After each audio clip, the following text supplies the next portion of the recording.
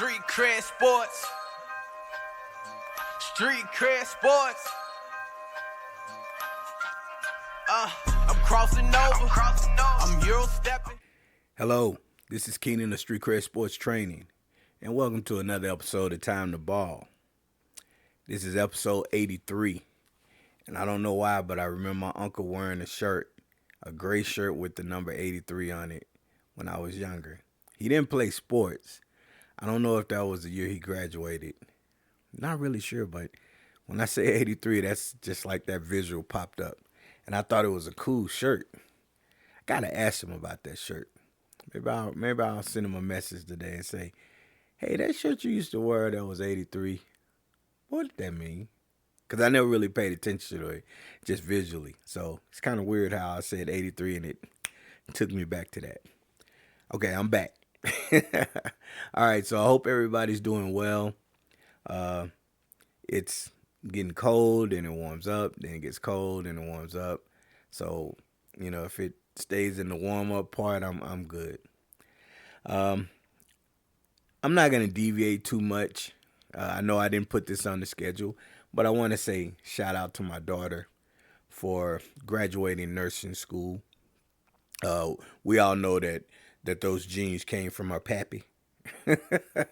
No, I'm really proud of her, and my mother came down to celebrate, and it was good. It was really good. Had family over, did a little party, and everything. But I just told her, I said, now that you became a nurse, I sure need a prescription for my back. But, obviously that was a joke because, nurses can't give out prescriptions.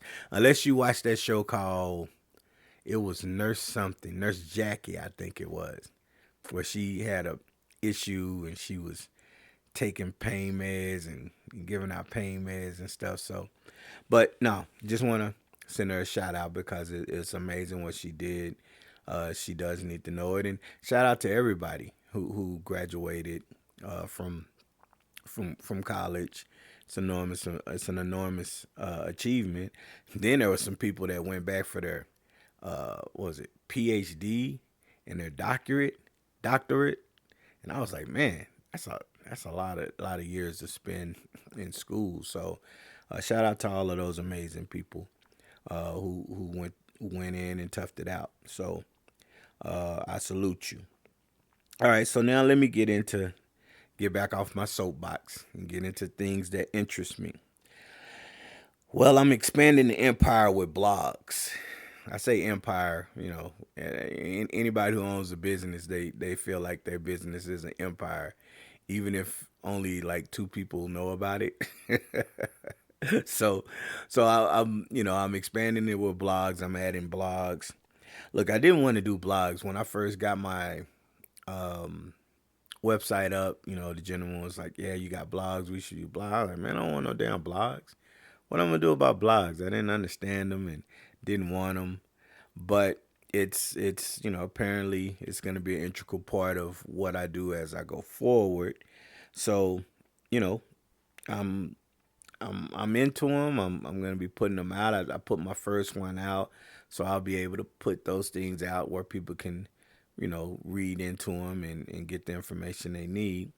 And in doing so, I'm learning so much about SEOs and all of that stuff. So what is an SEO? SEO, if you didn't know, is a search engine optimization. So I'm having to research a lot of this stuff to understand my brand and how I can further expand different things. So search engine optimization is important with, trying to reach people that don't know you're there, at least to take a look. If they at least take a look and they don't like what they're hearing or seeing, then yeah, they continue to move on. But yeah, it's just a little project that I'm started up, and I'm gonna see where it goes. But yeah, I'm about to start blogging. It just sounds weird because it's not something that I wanted to do, but I'm okay because everything evolves. Okay, so let me touch on this. I want to understand, this portion is sponsored by 915 Carpet Cleaning. They take care of all of your needs, whether it's residential or commercial, whether it's flooring or carpet, 915 carpet cleaning, they get the job done. Look up 915 carpet cleaning. The carpet cleaner you know before you need one. Why coaches are not, repeat, why coaches are not coaching dirty play out of the games. Right now, I see, you see it typically, you can see it on all levels, from high school, middle school, high school, college, and pros.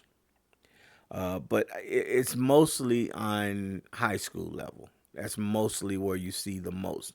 Now, I'm not saying that coaches coach dirty play. Now, there are some, that you can find out that those coaches, possibly were teaching. Oh Lord, I hate to bring this up. I don't want the wife to be mad, but her team was guilty of what they call bounty gate. They was being paid to hurt people. Right now, you want to inflict pain on your opponent when you hit them because you want that person to really think about coming across the middle or running, or when they see you, they know that you're a punisher when it comes to hitting. That's a little different than being a dirty player or coaching dirty plays. So, where are you getting all of this? Well, now look, I didn't see most of the things that I heard, but a few years ago, we had here in El Paso, we had a player by the name of KJ Lewis who is currently playing in Arizona. 6'4", 6'5", big, strong, athletic kid who could jump out the gym and who could play. So he's, nationally recognized at the time. And I would hear complaints from people about how, he would get fouled. Now, being fouled is part of playing basketball. So let's get that out the way. If I know you're going up, if you get a rebound and then you're gonna go up, and I know, okay, I'm not gonna be able to block the ball, so I reach down to try to knock the ball down, or I try to reach down to grab you before you jump to send you to the line. Yeah, okay, all right. That's not what I'm talking about. What I'm talking about is when you are physically out.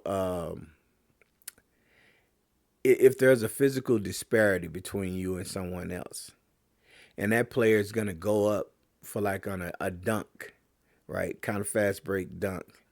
And you run behind that player, and as that player is getting ready to jump, you push that player in the back.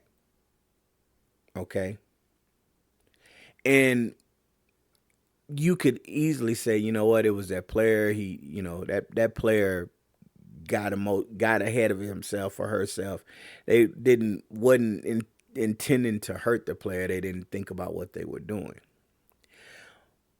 Okay, I can get that. But when games go by, seasons go by, and you find that you have players often making the same type of play against different players, you got to kind of wonder if that's, if it's being coached. Now, I'm not going to go out and, blast people because some of this stuff was kind of told in confidence. So I really hate to use the whole anonymous sources stuff because I'm big on naming it. But because I'm touching this subject, and because I hadn't had a chance to, say, hey, you good with me, saying what I'm saying, or maybe mentioning, our conversation, I'm going to leave it at that. But I have been told that there are some coaches that kind of coach extreme fouls, not hard fouls. Hard fouls are different. Hard fouls are punishing foul that, you're going to foul somebody, but it's intent to just be a hard foul, but not injure. Again, I'll use that same example, going up and you're, grabbing a guy, right? But when a person goes in the air, once you go in the air, you shouldn't be physically trying to bump, push, or grab unless you're going to catch. Look, back a long time ago, I was going up and back then I could jump, right? So I'm in the air, laying it up, and I got my legs taken out up front of me. Now it was a lot of other stuff behind it. I mean, the person that did it, we were cool, so it wasn't like we were beefing. But there was another story behind that. At least I felt like there was a reason why.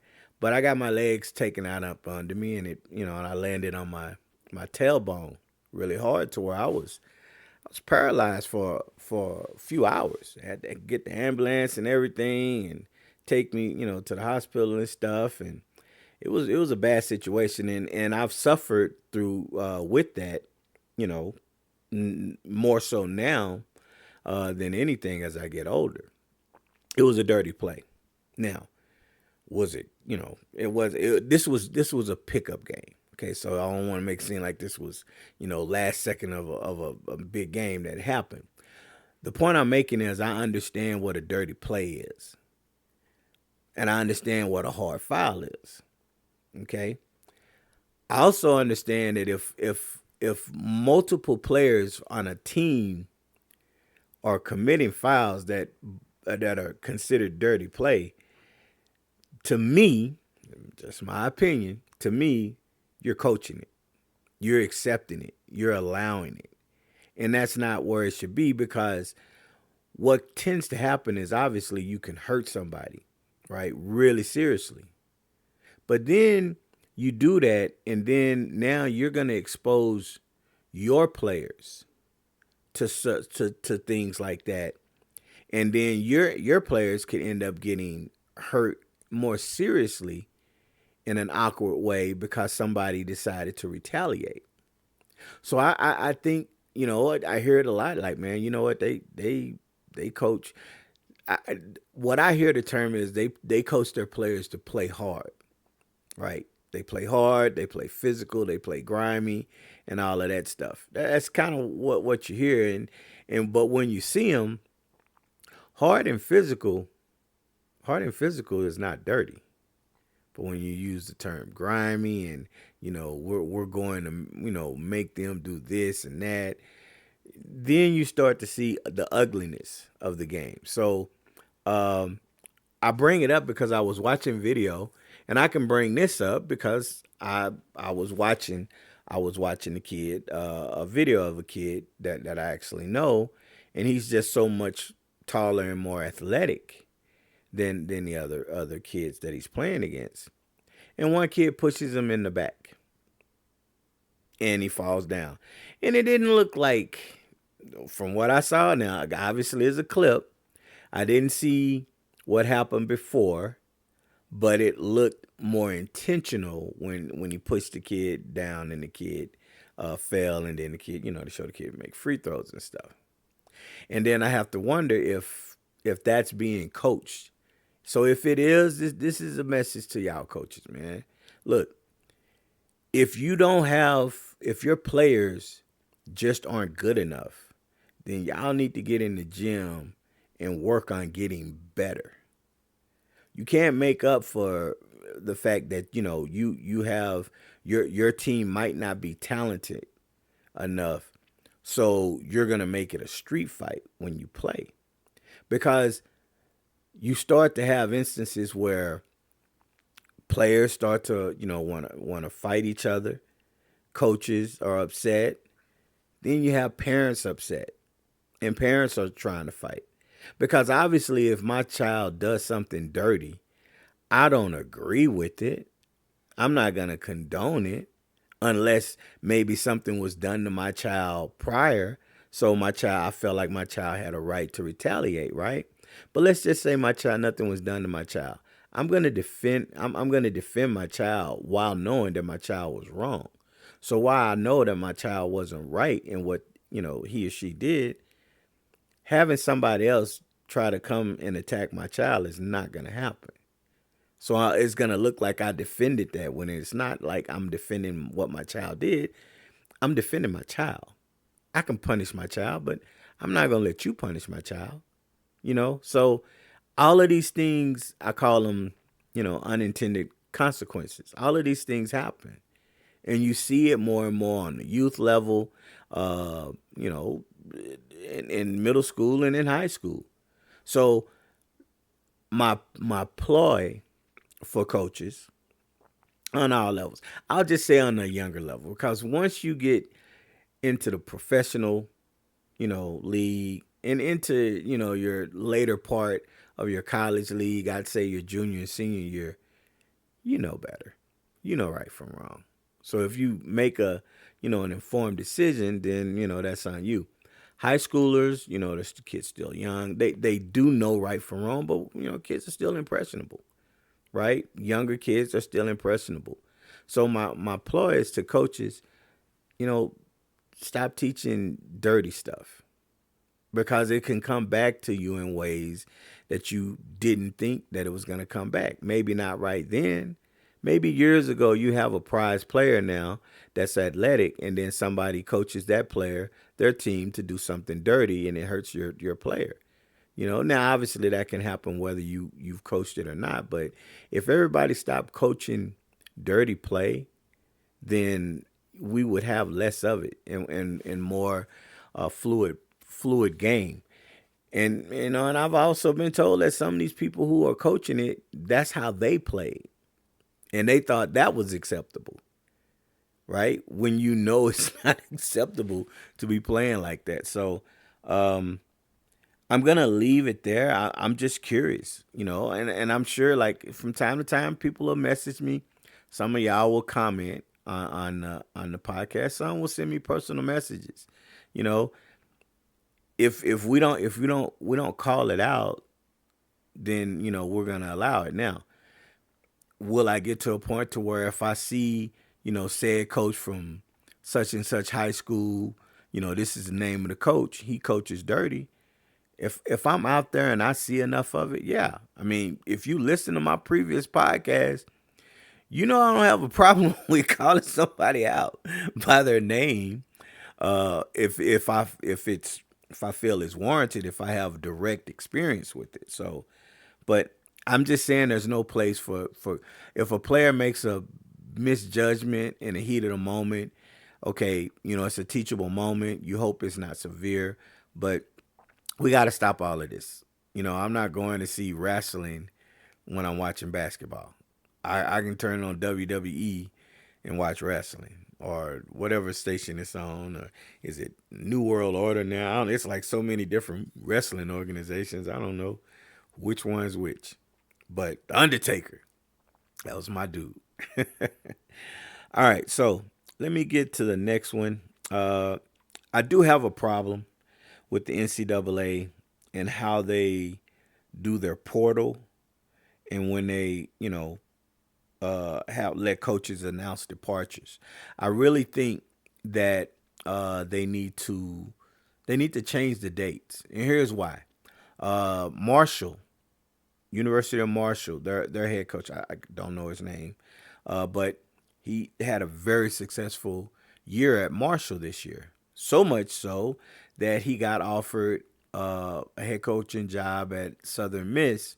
So that's, I believe, at I don't know. I didn't read the whole article to go in behind the scenes with everything, but I believe it's a step up. It's a bigger school, so I'm assuming they threw more money at him for him to take it, or maybe it was somewhere close to home. But regardless, he takes the job, and in doing so, a lot of the kids that were playing this season have opted out and jumped into the portal.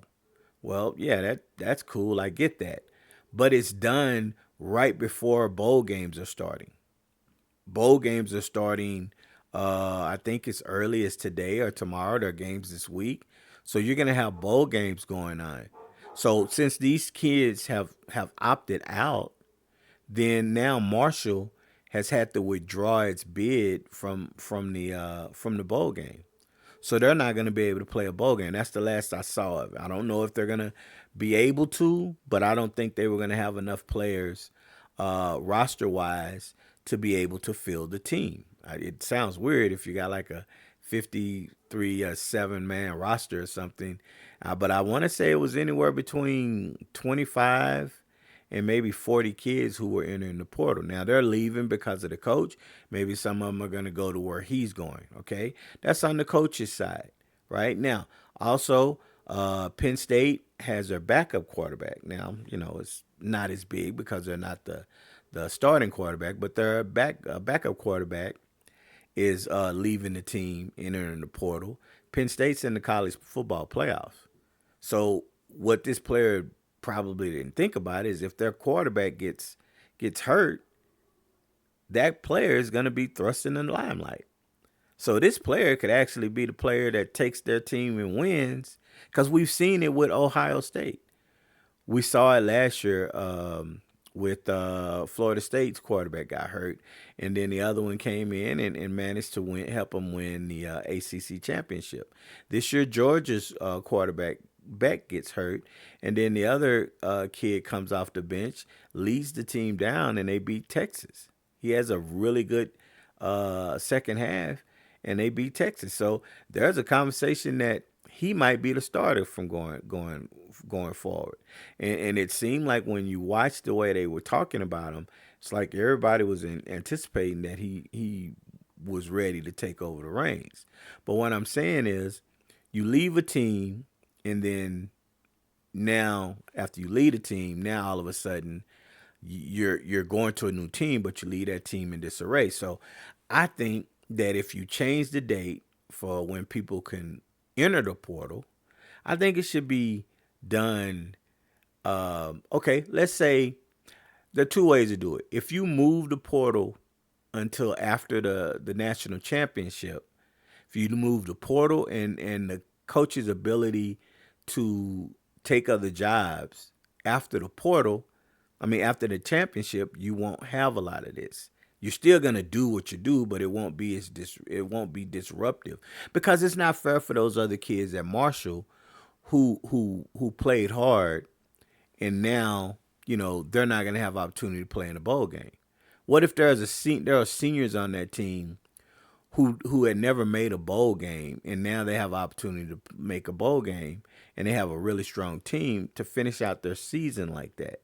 I don't know Marshall's history as far as bowl games in the last 3 or 4 years, but it's just a question. So if those things happen, there are people that are getting punished for stuff that they don't have nothing to do with. I'm not saying that they shouldn't be able to allow to get in the portal. Like, yeah, okay, you're there because of that coach. That coach leaves. You don't want to play for a new coach, especially if you don't know who it is. You want to get in the portal and try to go somewhere else or follow that coach. I get all of that. You get opportunity to play for a bigger team. You're going to make more money, or it makes more sense. It's closer to where you want to be. I get all of that. I'm not knocking that at all, but when you're doing it the way you're doing it, it's very disruptive, right? Now, in the NFL, I don't even think they allow coaching searches. You can talk and stuff, but a lot of times they look down upon things that are going on in the playoffs that can disrupt the teams. Now, doesn't mean that those teams don't do it, but it's rare that a defensive coordinator is going to accept the head coaching job at another NFL team, and then they're in the middle of the playoff, he decides, I'm out. Right? No, they say, okay, hey, this is my last season. I'm going to be accepting the coaching job there afterwards, right? So at least you know that, but it's kind of tricky, because if there are coaches, Mac Brown for UNC got fired, and he wanted to coach him in the bowl game, but they was like, no, don't worry about that. So I think if you're fired, I guess it's I don't know. When it comes to that, I think maybe you shouldn't be allowed to fire somebody until after the season, unless there's something just egregious where there was something bad that coach was doing. But if that coach just had a bad record, no, you need to own that, because you brought his ass in. So let him finish out the season and let him go.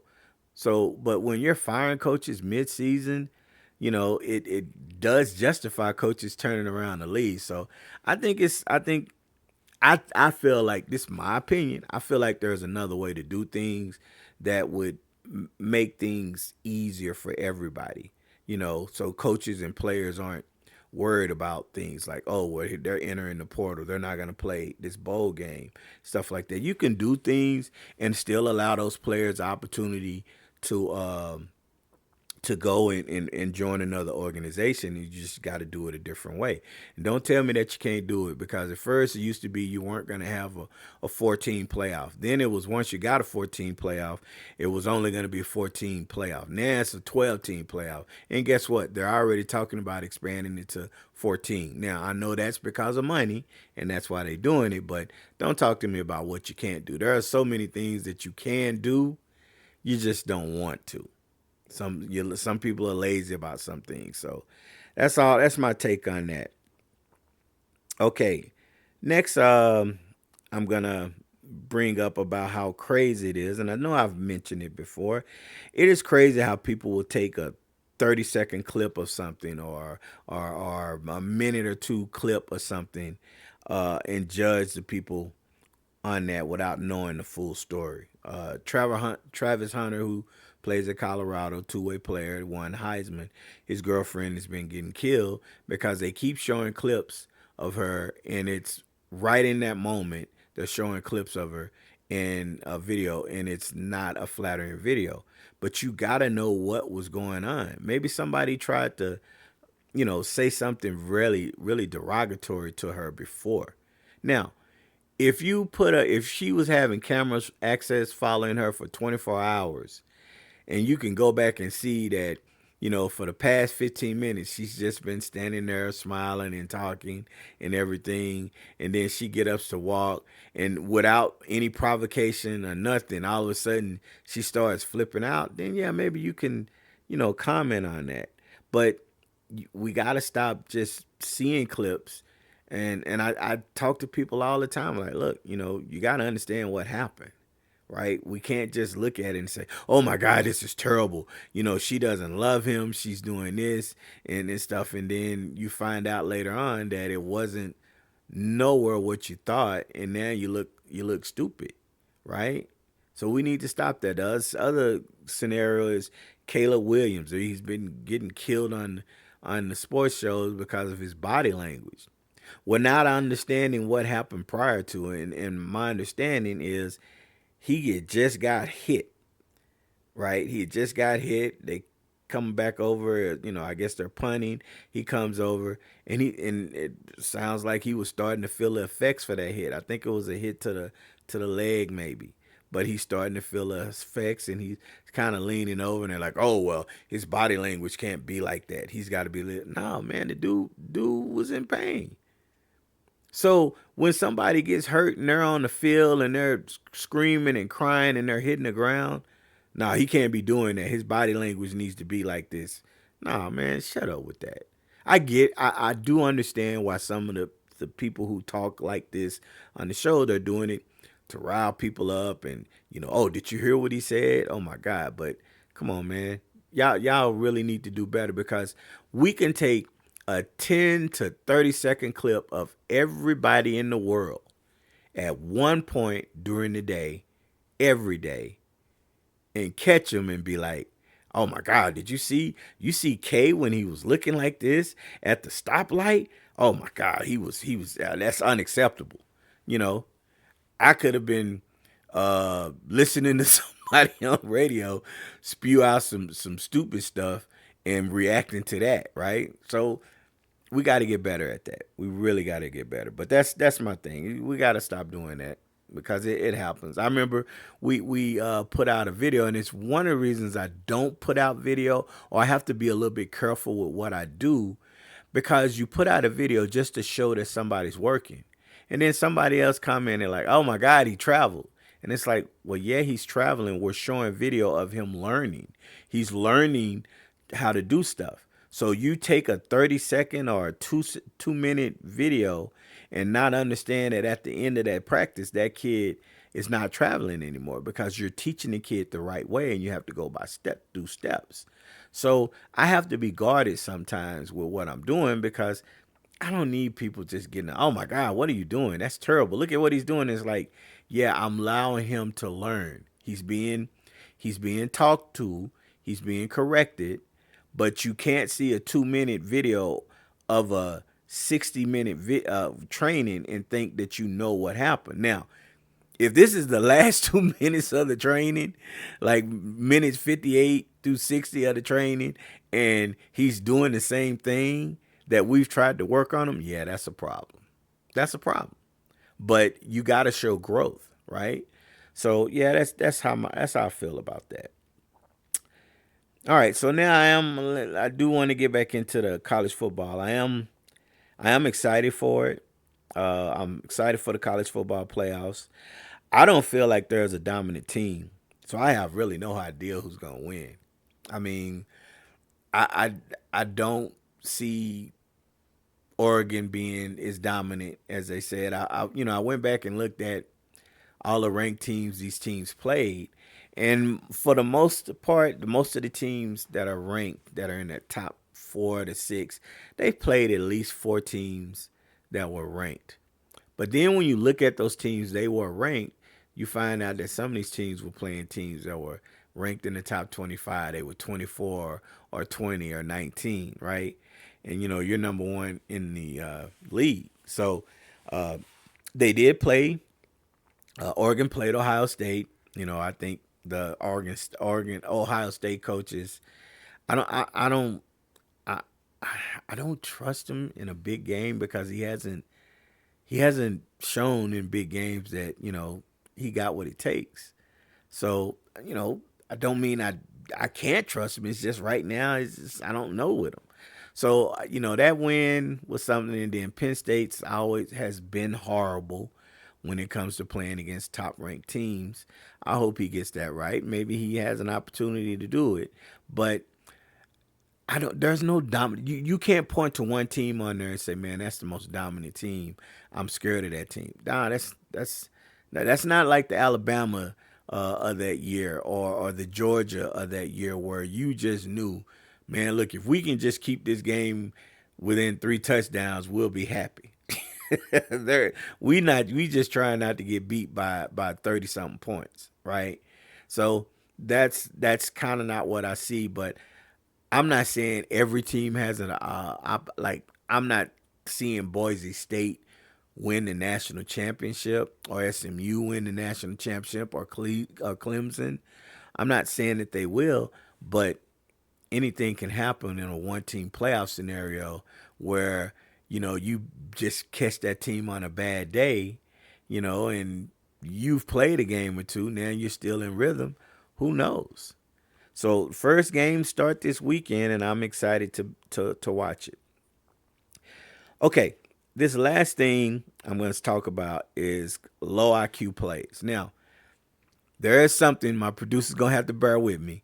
I'm going to mention the thing that happened, but I'm also throw something else in there. Okay, so the low IQ play was Indianapolis Colts running back Taylor, who was running. He was running a play. He's running down, and he broke through the line, running all the way down for a touchdown. And then, as he's running for the touchdown, as he's getting ready to cross the goal line, he drops the ball. He flips the ball. That's kind of what, that's kind of what you do. He flips out the ball, and he runs in the end zone. So because he didn't cross the goal line with the ball falls into the end zone and out of bounds, which is a touchback. Had it hit and went down to the out of bounds at the 1 or 2, then maybe they get the ball at the 1 or 2. But it went in the end zone. That's a low IQ play because it's like it's amazing that it still happens, but you just look at players like, how do you not get ready to make sure that how do you not make sure that you're in the end zone before you do anything? But that's a low IQ play. It's a boneheaded play. And I think it cost them the game because at that point, I believe it was 13-6 or 13-9 or 13-3, one of those. That puts them up 20. That's significant because Denver actually, if if I can remember right, I believe Denver moved the ball down and scored. And then from there, the game just kind of went off the rails. So low IQ plays. Now, the one I'm going to mention I didn't actually have on here is 49ers player, Devondre Campbell. All right, so who's Devondre Campbell? He's a linebacker for the 49ers. Well, he was. This past week against, I believe it was the Rams. Yeah, Thursday night. They were against the Rams. Devondre leaves the game. He refused to get in the game in the second half. He says he's out. I'm not playing. So general manager John Lynch comes down and talks to him, and they kind of have not a heated discussion, but a discussion, and then he leaves. So now the players are coming out afterwards. You know, they players were pissed. Then you got some players said, I kind of saw it coming because the stuff was going on. Now, apparently, Campbell was upset because he had been playing. But then when Greenlaw, who's the starting linebacker, came back, Greenlaw, starting. So he's not playing. So now he's upset because he's not playing. And it's like I'm trying to understand where, I'm trying to see something to understand Campbell's side of things. Like, I get it. You're upset, right? But are you upset with your team? Did your team do that? Or was that just something as a coach's position, a coach's decision? Here's the thing you got to understand with NFL, in pro sports, it's not always about who can, quote unquote, be the better player. Sometimes it's about, well, we paid this guy a lot of money, so this guy's got to play. If the guy's a starter and he's hurt, when he's better, he's back in the game, right? Now, how well Campbell played, if Campbell played extremely well during his absence, then maybe when he comes back, he's going to get some extra snaps. Look, we can't give you all the snaps because Greenlaw's back, but you've earned more playing time. We're going to give you 30% of the snaps or whatever, So he doesn't play, but he turns around and he punishes his whole team. And now he's probably going to, like, with as bad as this situation is, with not only the coaches being upset, his teammates were calling him out. His teammates called him a coward. His teammates said, I don't respect him. How do you go to another team and rebuild? There's talk that this guy might be out of the league because they're going to cut him. They're going to figure out how to cut him and recoup the money that they paid him. So now he's going to be out of money. And they're going to waive him. So now you got to try to go to a team and put your best foot forward and show them why you deserve the job. And the only thing they're going to ask you is, well, what happens if you're not playing up to standard, or we have a certain package, or maybe we're playing a team that has a slot receiver or a tight end that you have to match up with, but this tight end has wide receiver speed and you don't have that speed. But this linebacker we have has the speed to keep up with them. Are we not going to take you out of the game in fear that you're going to throw a fit like a child and leave? This completely destroys the narrative of you don't quit, you keep playing through it. Afterwards, then you go. I tell my kids all the time, look, if coaches are making a terrible decision, then, you finish that season and then go on with it. Unless it's something so unbearable that you have to leave, right? That part is different. And I'm not saying this applies to every situation, but when it comes to something like this, yeah, come on, man.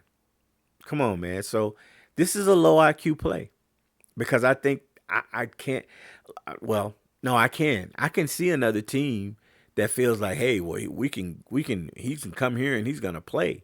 All right. So do I see a team picking him up?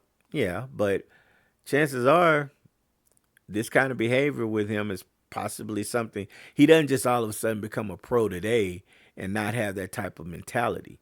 It probably just didn't manifest itself. So I just can't believe that, that actually happened. And I was surprised that, they were so vocal about how they called them out. So yeah, that's a low IQ play. Very low IQ play. Uh, Man, we'll see what happens. I'll keep you in the loop. Okay, so let me go into my basketball ideology. Let me start with in-season group training challenges. Uh, Shout out to my group that I have on Monday nights. It's high school girls, and they come in. Some of them are coming in right after practice. So they're sore. So I have to have a variety of ways to work with them because they wanted to continue to come throughout the season. They all feel it's beneficial. So we continue to work. Now, the challenge that I've had is, it's in season, so I'm not working them too hard, but we're working on things. So it's not like they're not doing stuff. Tends to be a little bit more IQ. I talk to them a little bit more about concepts, explain to them stuff, and then we go over various counters and different ways that they can be effective. We don't go at it in like repetition after repetition, hard. We go through it, and I get what I need to get out of it while understanding what they're going through. The challenge that I've had, and it's funny because I talked to them about it, is they're all from different schools, and some of these kids are going to play each other. So I can't go through one kid's plays, well, okay, so let's do this play, and we're going through this play. Because if other team plays them, when they play them, they were like, oh, we worked on this. Yo, watch out for this, because she might do this and stuff. So it is cool. I would be like, Coach, I don't care because they still got to stop it, right? But I wouldn't want a coach, to find out and think that I could be giving a competitive advantage to another team. So not all coaches are the same. Some will be like, "Nah, man, I understand what you're doing. Hey, we still got to execute it and counter if they do it." Other coaches gonna be like, "Nah, man, I don't feel like that. That's cool." So I just keep it neutral and just do what we're doing. Now, what I have done is I have made up my own offenses, from pro and college, some other plays, and we've worked off of those to give scenarios. So I'm still helping them, um, you know, in offensive sets. And then hopefully they can take that within what they're doing right now. Could I be running a play that a college team or a pro team is running that this team actually runs? Absolutely. But I don't ask them. I just say, hey, this is a play that I saw. What was it? South Carolina was the women's was running this play. We're gonna run a set off of this, and we're gonna work on these two or three areas based on how the defense is playing. So it is fascinating. So I always have to, I have fun with them when it comes to working out and stuff. And yesterday we worked on an aggressive 2-3 trapping zone where they trapped at the top. So I just kind of gave them a scenario based on a previous training, and I just kind of expanded on it and said, look, if this happens, this is what you should be looking at doing. Okay, when these things happen, this is how you should look at it. And I always tell them, look, we always want to move the ball because the ball moves faster than we do. And you want to hit the open person. And these are the scenarios that you would make those passes. But I want you to learn how to be aggressive in the sense that if you're not going to get a pass the way you thought, you don't just pick the ball up and freak out. You have tools to understand how to attack, this said trap, however they're trapping. So it is cool. It's a challenge. And I love it because before I was like, well, man, how am I going to do this? Because when I do have high school kids that come in and it's, individual, I can go over their plays with them and work with them on stuff because it's just them. But if I got two kids and they're in the same district and they're going to play each other, 2 or 3 days later after their training, they're like, oh no, we know what this is. I know one time I had a kid and my other trainer had a kid and we were both doing individual trainings. and they happened to play each other that Friday. I think we did the training on Monday or Sunday, and they had a tournament, and they ended up playing against each other. And they had never met each other before our training, but after the training, when they played each other, they were, they were going at it, and they were afterwards they were shaking hands and stuff, and it was funny because we didn't even know that they were going to be playing each other, and we were working them out separately based on several things. So I thought it was cool. But yeah, that's challenges that I go through, and I enjoy them. I enjoy trying to figure out how to, you know, keep them learning, and they keep saying every time we work on something that following week, like, yeah, well, we did this and that. What you happen to do. One kid's like, it's almost like you can read the future because every time you work on something, when I go and play, something always comes up where I can use it. And I say, well, that's a great thing, to be able to, not the fact that I'm showing it to you, but the fact that you're actually recognizing that it's coming. So it's more kudos to you than me, Keenan Damas. K Damas, that's gonna be my nickname, K Damas, because I'm predicting the future. I should make a shirt that says K Damas. That's kind of funny. All right, so let me move on. Uh, Understanding counter moves. All right, so understanding counter moves. What I don't think a lot of youth into high school, I don't think until they're really like a senior in high school going to college, and even some seniors don't really understand counter moves. They might do counter moves, but they don't understand them. So here's a scenario. I have two brothers. One's younger, and when he plays against his brother, he gets stuck in a certain situation. So as he's doing them, he's walking me through it so I can see kind of what's going on. So then I was like, okay, so I want you to play defense. So we go, and then I make a move, and then his eyes light up like, oh, I didn't even think about that. And I was like, yeah, it's a simple counter. So what it was, and this was kind of like in the backyard or something, but the kid gets kind of cut off, and if he keeps going, he's gonna go out of bounds. So I just told him, look, your brother's older, he's faster, quicker. So when you get to this spot, he's going to cut you off, right? That's what you do a lot of. So instead of stopping or a retreat, you just go with a wraparound around your back. And now, if you go at a certain speed and he gets there, you go a wraparound, it's going to be too late for him to adjust because he's not expecting that, right? So then what I did with that is, then I said, for that time, whether it's the first time or the second time that you do it, once he counters and he gets into position to cut that wraparound off, then you're going to hit him with another counter move coming back either between the leg, behind the back, or crossover into going up to a layup. So you have two separate counters that you can to deploy when you need to, right? Kid's just like out of this world thinking. So I can't wait to get the kid back in and say, okay, did you get a chance to play, and how did it go? Because I think the kid actually saw it as I did it, like, oh my God, like, yeah, that would totally work, right? And it's always funny because I'm like, it's almost like y'all think I'm going to teach y'all something that I know is not going to work. I mean, even when I work with kids and they say, well, I tried to do it and it didn't work, I have to go back and say, okay, so show me what you did and how you did it. And then I can point out to them, well, that's why it didn't work, because you did this. Like, if you execute it the way I'm showing you, it's going to work. You're going to get something out of it. It's just it's the way it is. You have to you got to do it in this certain way if you want these results. Now, once you get those results and you become, more in tune with getting past defenders, then other things will work because you're kind of seeing what you need to see, right? But I thought it was cool. It was being able to see the expression once I showed them how to counter.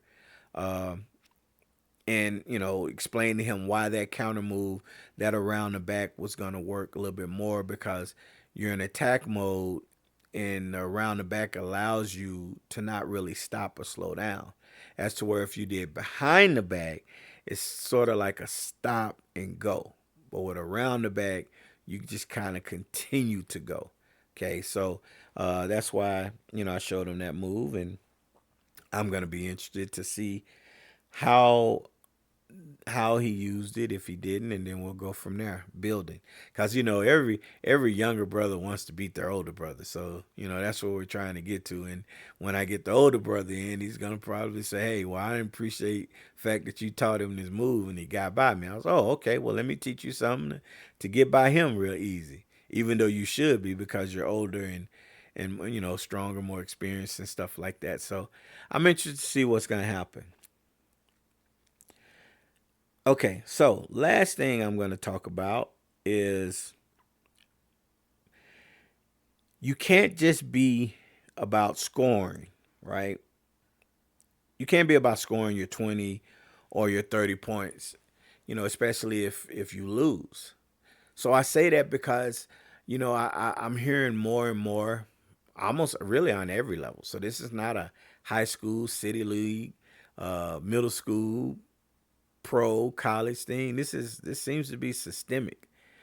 There are kids, or I'm not gonna say kids.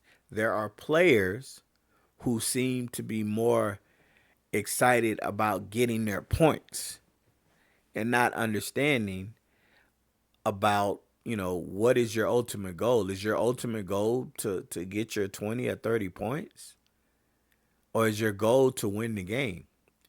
If you score 30 points and you lose, maybe you should have played a little bit better defense, depending on how much you lost by. So, I do want kids, players, to be aggressive. I want them to score, because you have to be able to score to balance things out. If you are the scorer for the team, your primary job is to score. I get that. But you don't do it to where it's just, I'm just trying to get mine. And that seems to be prevalent in sports today, in basketball. There are lots of players that are just trying to get theirs without understanding that, hey, you have a dominant big, or you have a mismatch at this position. Exploit that mismatch until the defense adjusts. And when that defense adjusts, then you can adjust in another way. That's kind of how the game goes. That's why you run offense and stuff like that. But if I throw the ball in to my forward, who has a mismatch and scores 6 to 8 points in a row, I want to keep going to them. I don't now want my shooting guard to catch the ball and try to fire up a shot because they haven't gotten a shot up. That's not how it works with me. And that's not how it should work in the game of basketball. You have to teach flow, because you can be scoring all these points and you're a bad team, but when you're on a good team, you're probably not going to be getting the shots in frequency as much as you want. So scoring 20 or 30 points, I mean, to be honest, like, and